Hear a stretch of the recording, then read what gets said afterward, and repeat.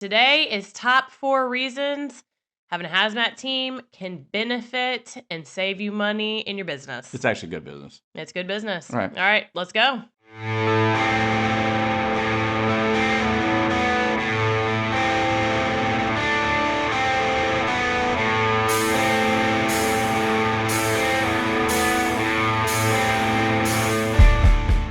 Here we go. So number 1, we got today, top 4 things, good business. HazMat team. You know what? Everyone tells me we don't have a team, we don't have a leak. Come on, you have a leak. You're going to have weather or forklifts or some kind of contractor part. You have random stuff happen. We hear all the time, we have a really, really strong PSM program. But you should. We keep it in the pipes. Yeah.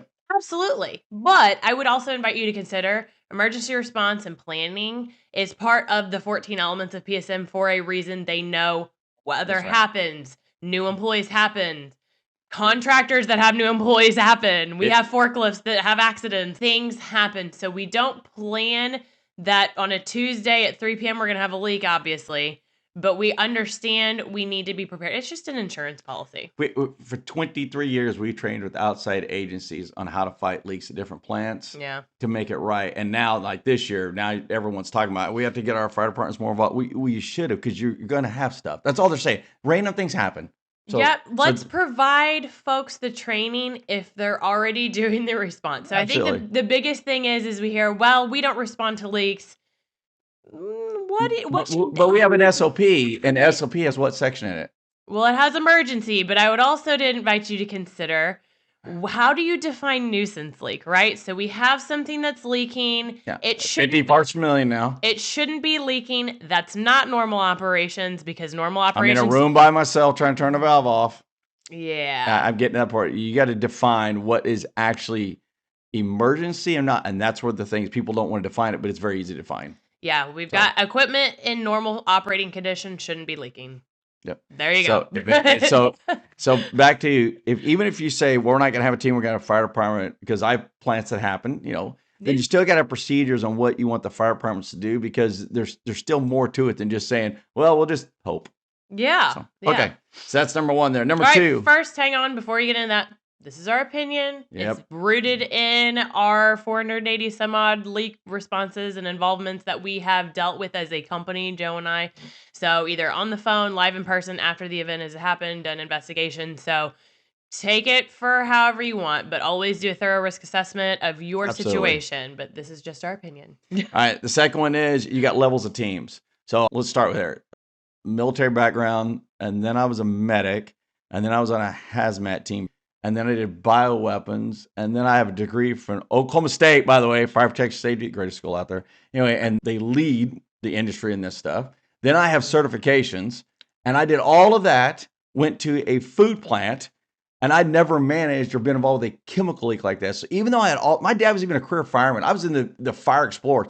I had all this fire background. That's what this picture is back here, is OSU. That's OSU back there. That's Joe. Yeah, so the point of it is I had all of that. And so to say to me, my level, what I thought training was level A's or decon. I thought my scope was way bigger than what I thought. You should have had all the tools you needed to manage those events. Correct.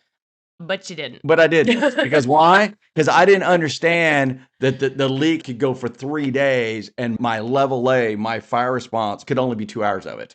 I didn't understand that world. So backing up, when you look at levels of your teams and you look at what you're going to do or not, don't get caught up, hazmat as I make level. I see trainers that say that to people, and that's not real. You're still under command until the floors are released. Well, here's something interesting to consider.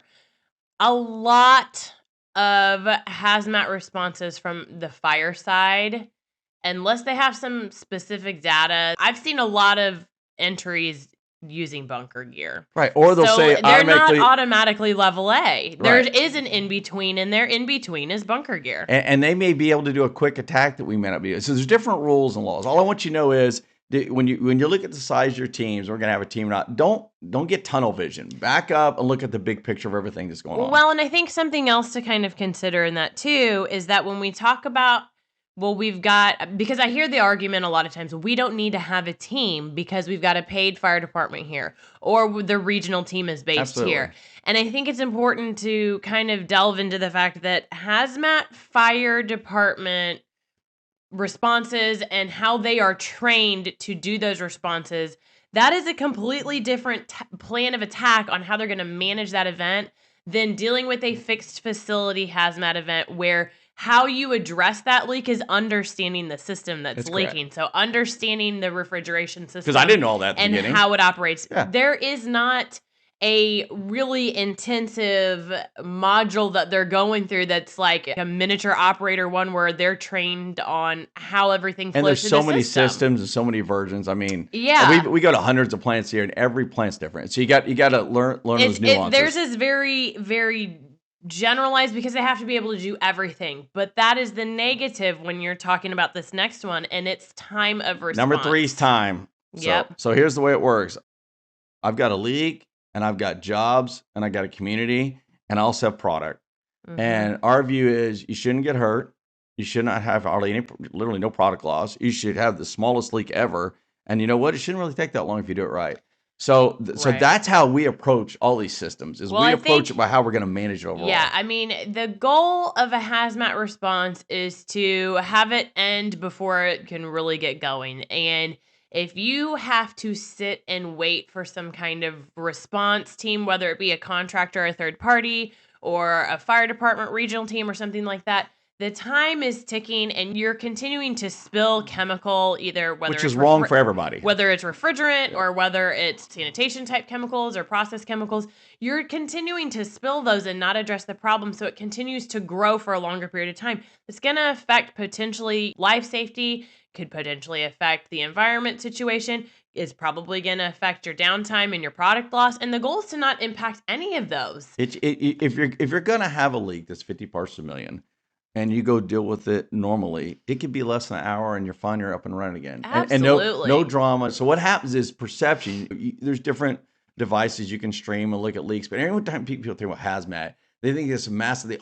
A lot of these leaks we fought were never level A. Well, we kept them small. And I think that's the other thing to note. So back in 2014, we had some regulators come in, at that time, new client to us, and they were told, hey, we think you're responding to leaks. And they said, what are you talking about? We don't have a hazmat team. We don't respond to leaks. And they said, well, you're turning stuff off when it's leaking and it shouldn't be. And they said, and there was other stuff. Yeah. So at that time, Joe and I were tasked with, we need to develop some kind of response that's in the middle. It can't be all or nothing. It's either we do nothing or we have level A. There has to be a middle ground. And that's where Joe and I came up with the stage 2 hazmat response, which is basically a response in APRs, so that you have that. And that way you get kind of out of the cost of entry into having a hazmat team, and you can bring down some of those other barriers of we don't have people or we don't have the money or we don't have the gear. It's really scary. We're in a level A. So we go to number 4 now. Now we're into training. So what happens? You don't have to have 50 people and $100,000 worth of gear. No. If you've already got the meters, because you're doing line breaks. If you've already got masks, if you're already doing all this stuff, you've got most of the gear. Yeah. So now what you do is you train a few people that can manage it. So when you're at 50, 80, 100, you're managing it. It's not so crazy. Keep the leaks small and keep the risk down for everybody. Yeah. So I think the biggest thing is just we have to kind of reframe how we view hazmat. It should not be scary. If it's scary, it's wrong.